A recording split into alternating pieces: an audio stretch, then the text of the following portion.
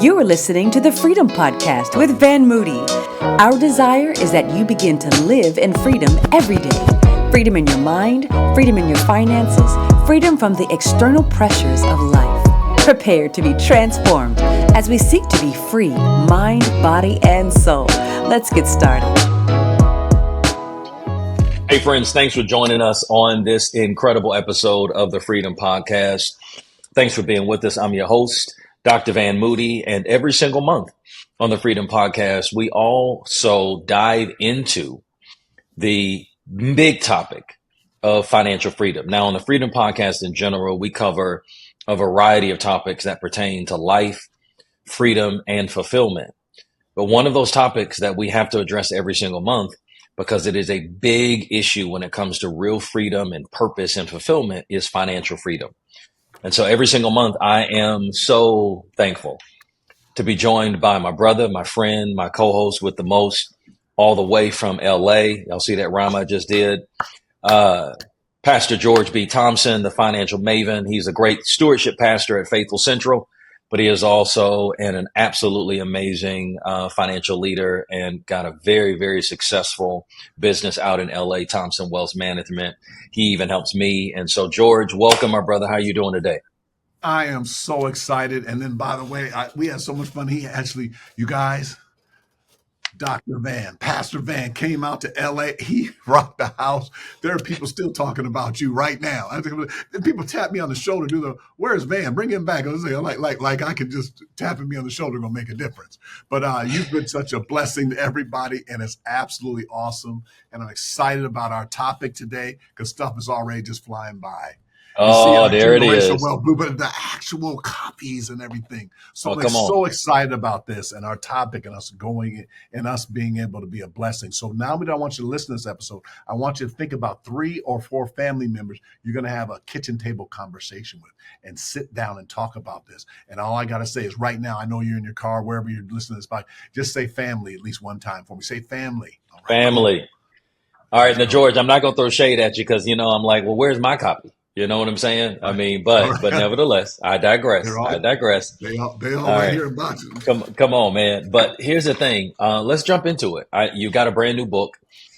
And, this topic of generational wealth is so important. We started this topic in a previous podcast episode, right? We did a previous pod on it. And I kind of want to go back to the biblical foundation. Everything we know that we try to encourage people to do is based on the word of God. But we also try to give not only the biblical blueprint and precedent, but the practical steps in this podcast.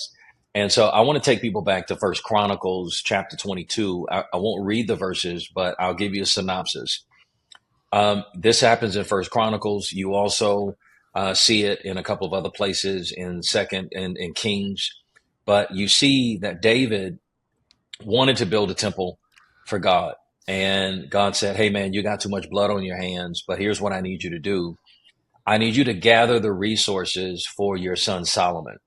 And there are a couple of places where this story unfolds. It's in Kings, it's also in First Chronicles. And it talks about how he gathered the resources and then gave those resources to Solomon. And Solomon built this ornate temple. Historians and scholars say that it was one of the grandest temples that was ever built. But the principle that is really important for you to understand is this principle of generational wealth and generational wealth transfer. So in a previous podcast, we started talking about the importance of operating your finances so you can have generational wealth, right? We defined what a generation is. But on this episode, in part 2 of this topic, we want to get into some practical steps about how you now transfer generational wealth. What are the things that you need to be thinking about to transfer it? Now, let me tell you from a practical standpoint, before I hand it off to you, George, why this is so important. Right. Because I recognize that lots of people have 2 big issues. And if you are a person of color or a person that maybe is a first-time high-income earner or maybe a first-time college graduate, it doesn't matter your race and ethnic background. A lot of people are in the boat where they are, for the first time in their lives, making money, right? And I think that there's 2 parts to this whole generational wealth discussion. The first part is, okay, I'm making money now, so then what do I do with the money I'm making? That's the first part, because you have to always think about the day after tomorrow. And I think that's the first hurdle for a lot of people. A lot of people think only about right now. Where am I going to live right now? What are the clothes that I'm going to have right now? What are the activities and the fun things that I want to do right now without giving a thought to the day after tomorrow? So as we talked in a previous podcast, the first step when you start thinking about generational wealth is you have to think about those coming behind you. You got to think about successive generations, right? We know the Bible says a good man leaves an inheritance. Well, if you're going to leave an inheritance, you got to be thinking about that inheritance from day one. Exactly. But then the second part, and this is the second hurdle. If you think about the Olympics that just happened and the hurdles, right? Oh, You clear one hurdle, but then you got another hurdle, right? Or you got right, one leg of the race, and then you got to pass the baton, right? right. The second And then one hurdle. more thing about the Olympics, though, is Okay. you're all part of a big team. That's our Yeah, kingdom. We're all that's part it. of a team, and we're That's it. we're excited when other people get their medals too. Exactly. But here's the other thing. For the team passing the baton, the next hurdle is once you set your life up, so you're thinking about financially the day after tomorrow, the next big important piece that we're going to get in today's podcast is now how do you transfer that? Exactly. How do you need to be set up? What are the vehicles that you need to take advantage of so that you can transfer that wealth that you've built? And the last thing that I'm going to say, George, before I hand it off to you, and I want to shift it to you in a very significant way, because you and I had a conversation about this. You referenced when I was in LA recently. We recently had a conversation about this, and I asked for your help for even some things for me. So this episode is hitting really home for me. But one of the things that you and I also recognize is we are living in a time of the biggest generational transfer in many generations. But what often happens is, many people of color are left out of that conversation, either because we haven't created the generational wealth, meaning we have spent all the money we made, or we're living our lifestyle in such a way that we're spending all of it. We're not putting anything aside. Or if we have something, we don't know how to transfer it well. Right. So Uncle Sam takes a whole bunch of it. Oh my God. Probate takes a whole bunch of it. Yeah, I mean, not preparing for mama and them death, they take a lot of it, the funeral homes. And so there's just a lot of things that will eat up your wealth, even if you've successfully gotten over that first hurdle. That say, okay, I'm planning for it. I'm thinking about the day after tomorrow. I want to leave something to my kids. Now, how do we do it? So, George, I want to kick it to you because you've just written a brand new book about it. But then the other thing is, when I was in LA, had a great time, by the way, that burger place that you took me to. Oh my goodness. We do. We got place to eat. Incredible. A plant-based burger place. That's what I'm talking about. Yep. But then we also talked about some things that I'm thinking about personally for my family. Right. And I enlisted your help, and you're walking my wife and I through some really critical steps. So we got to talk about it. I've done my best to set the biblical backdrop and the practical backdrop for how important this is. Right. Now let's talk about those practical steps. And I want my book, man. I don't want to be the last person to get my book. I want to get it first. No, so let's talk about it, George. And also talking about is this last, and then I've meditated and prayed about it after we had our last conversation, and then about David, and just you look at how when he passed on generational wealth to Solomon, he also look at the feeling that he had. He fought all these battles and didn't want it to go to waste. This is something actually that since there's two things that have happened since the pandemic, and that I just feel people do now. People want to talk about estate planning more than they used to. See, before nobody wanted to talk. Oh, yeah, people didn't want to talk about it. You know the saying is that everybody wants to go to heaven, but don't nobody want to die. But now I think that having the iPads when people were in the hospitals and not being able to visit people, then people came out and said, let's do our estate planning. And let's do that. And if you remember, everyone, in order to pass generational wealth, two things have to pass. One is the wisdom, and we're going to come back to this. And by the way, a really smart person said, trying to passing wealth without wisdom is a waste. That's it. Yo, go back to part one. That was awesome. I Yeah, would say Doc, I said it, but I didn't. As you know, that, he said it. that'd be me. There you go. He said that. And then that's very important. The other is the resources. So now let's go to work. First, we want to have a heart for passing the resources, and then we want to go through the steps.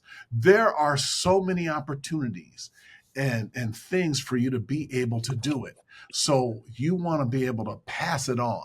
So I'm going to go into what an estate plan is first, but also let's look at things that you can just pass on.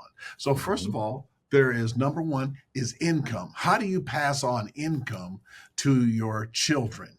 Okay. And then again, you just already quoted in Proverbs that a good person leaves a generation of wealth for their children's, children.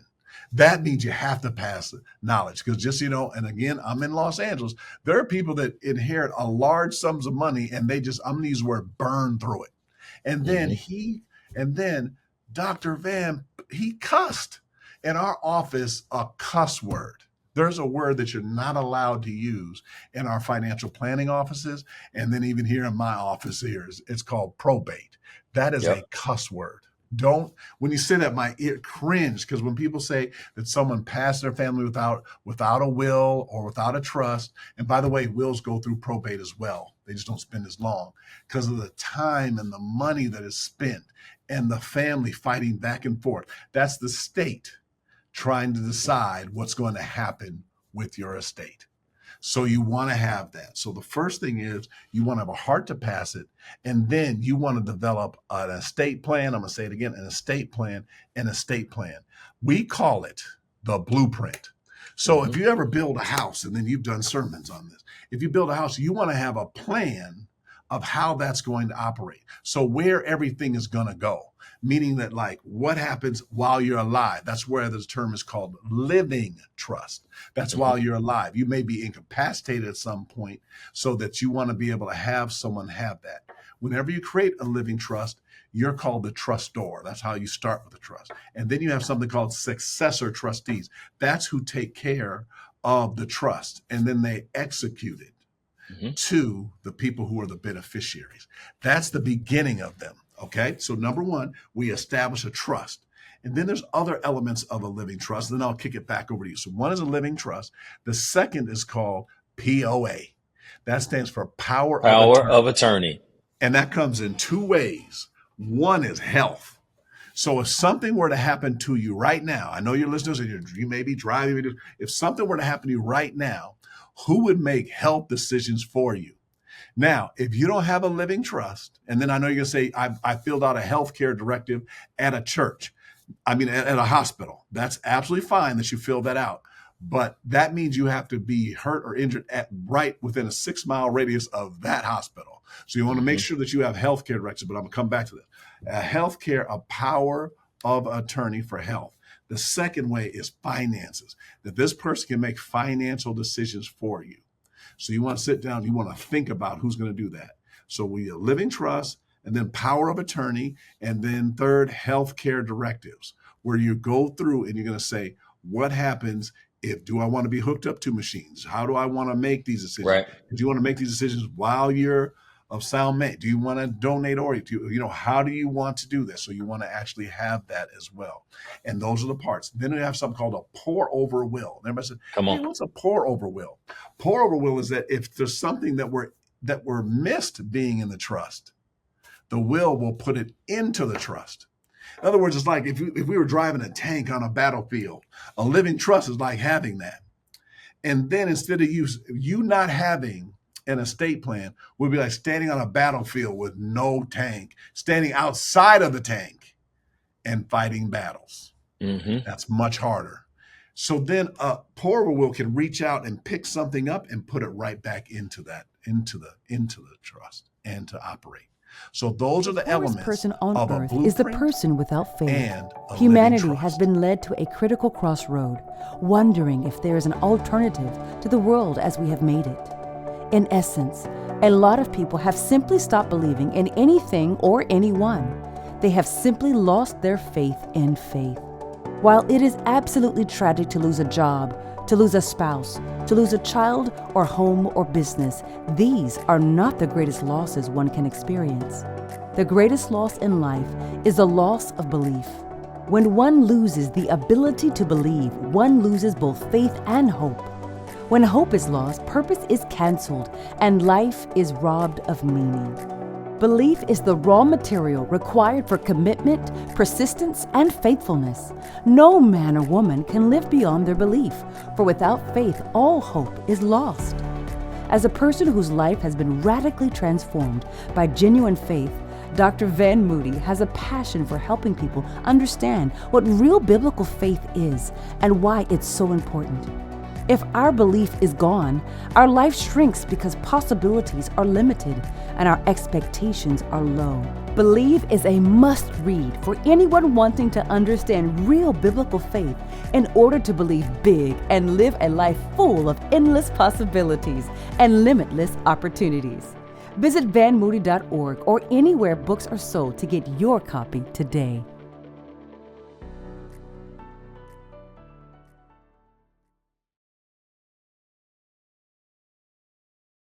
Yeah, so I think we need to dig a little bit deeper because I think the other thing is let's unpack why a trust is so powerful. Oh, yeah. Because most people will hear, okay, I need a trust, and you know what they will start thinking? Well, I don't have millions of dollars. I don't have much. No. What wealthy people understand. So it's interesting, right? We're recording this podcast, and one of the biggest things on the minds of people is what's going to happen in November in this upcoming election, right? Mm-hmm. And it's really interesting because I took some time over the last couple of weeks, and I actually read the tax plan that the Harris-Walz team is saying that they're going to enact, and it's connected to the Biden plan. And I'm not going to tell you who I'm for and all of that because I don't tell you who to vote for, but I will tell you that what is interesting about the Biden tax plan that is, pouring over into the Harris-Walz plan is this notion of trying to get at some of these loopholes that wealthy people have exploited for years when it comes to estate planning.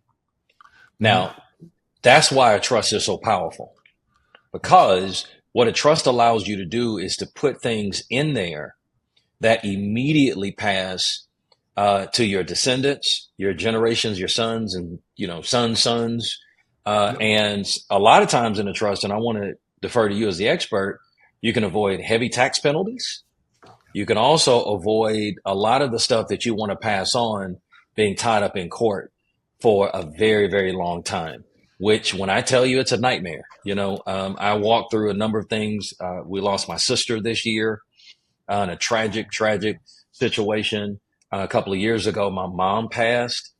And when I tell you that what you don't want to do is have to fight the court system for stuff that they wanted to leave to you, and you don't want to deal with the heavy tax consequences that come when you inherit things that have high price tags or high values to them. Right. So I think we got to unpack, George, because some people will think, well, I don't make enough money. I don't really need a trust. Yes, you do. Absolutely. Yes, you do. If there's anything that you are trying to pass on to your children's children, and you want to get around some heavy tax penalties, you want to get around the drama of probate, which is that cuss word again, a trust is absolutely necessary. Let's unpack some of that, George. Right. And I'm sorry to hear about your loss in that area. But then also when you said taxes, and we're going to get into taxes, but I'm going to do the T's on you. I'm going to do taxes, and then I'm going to do time. Yeah. And then also we're going to talk about privacy. Okay. So we'll start with taxes. So when something is inside of a trust, so there's something else later on when people do transfer tax or just transfer to another person, everything like that, you're keeping it inside the trust. And then the successor trustees, they just keep it inside the trust. So I'm going to give you the best example. You said someone says, I don't really have a lot, but see, this is the thing. And now, again, I live in Los Angeles. By the way, Faithful Central Bible Church, the zip code is 90301. You see me do the offering of that. So that zip code, do you guys know what the zip code is of the Forum? The Forum, SoFi Stadium, The and new the Clippers Intuit arena. Dome opened last year. The Hmm. Intuit Dome opened up there. They're 90305, and that's also have properties in 90305. If you bought a property, and you bought it for very inexpensively 10 years ago, 20 years ago, and let's say you paid and it was $100,000, a couple $100,000, and now they're worth $1 million. You understand? It's not what it was; it's the appreciation, and then you paying capital gains on that. You There's gotta certain pay loopholes. taxes on that. Okay, right. And You're hey, so let me passionate about it. I love it. can, Go ahead. can I I'm interject? passionate. Uncle Good, good. Sam wants his money. Oh, you are literally, when you do that, you're literally just paying for things. Like you'll look at things different. Like after you start paying taxes, after I started paying taxes on a certain level, now whenever I go place, I see a police officer, I'm like, hello, how are you doing?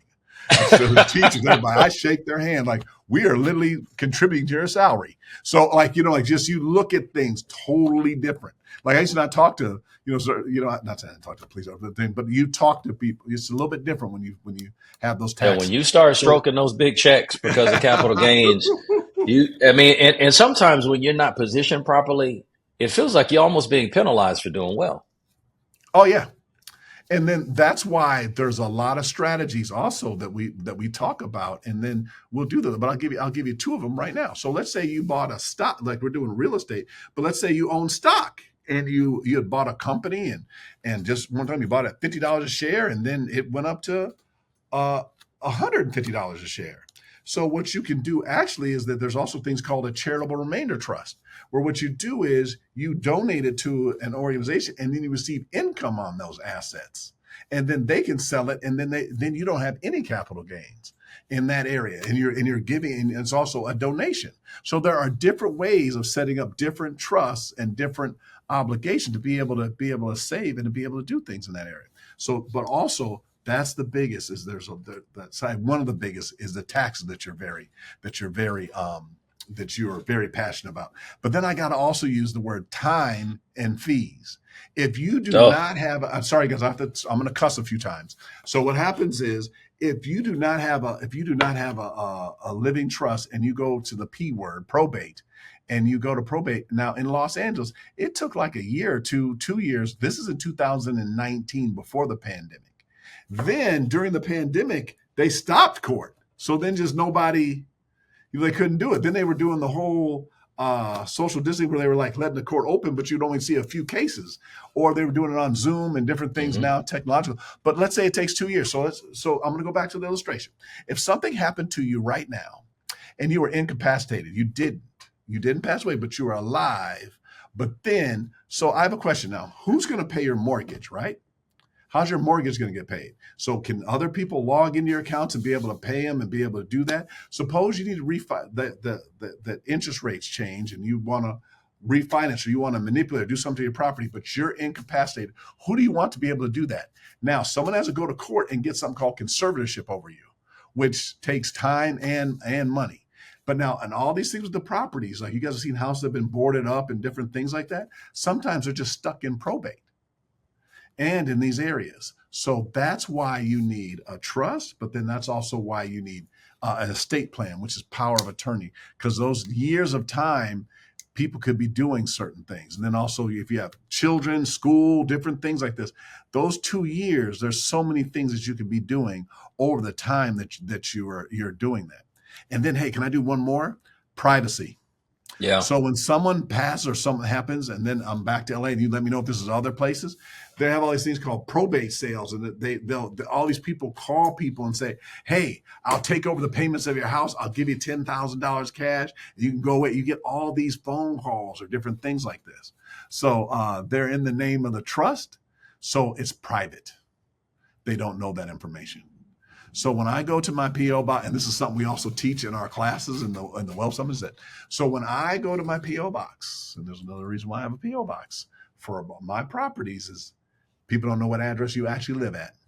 Two is some of my properties, the LLC or the trust is the name. They're asking for that name. They're not asking for me personally. So then what happens is that's completely private. So they're not looking for a name. So that gives you that privacy, gives you a lot more flexibility in what your options are too, as well, just being private. But the Man, George, taxes, we're just time, and the time privacy. and the privacy. Now, we're T, we're we're T, just T. scratching we're just All right. scratching the surface, and we are already out of time.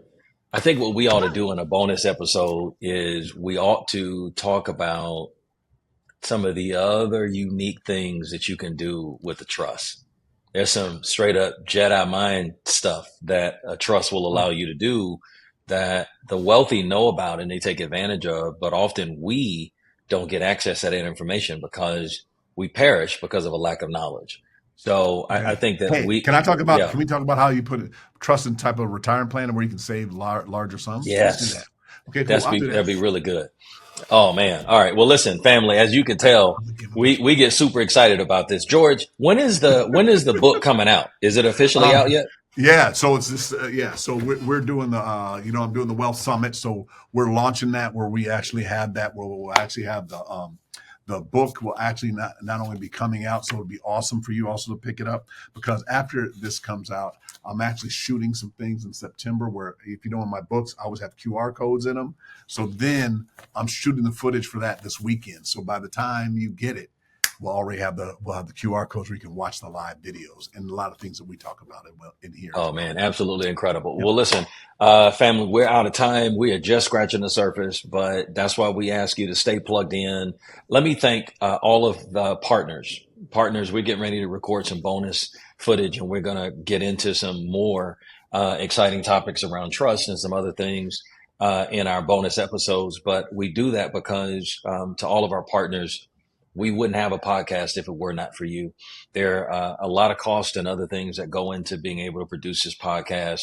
And I want to thank all of you that are partnering with us. And I want to encourage those of you, if this podcast is adding any value to you, if it's been a blessing to you in any way, do a couple of things. Like the podcast, share it with friends, but then why don't you consider partnering with us? You can become a Freedom Champion or a Freedom Funder because our hope and desire is to continue to expand the reach of this podcast so that we can help more and more and more people experience real freedom, especially financial freedom. So, George, where can people find you if they want to reach out to you? Gotcha. You guys, we can always go to georgebthompson.com. There'll be information in that area and look forward to seeing you on our next podcast. Dr. Van, how do they get a hold of you? Yes.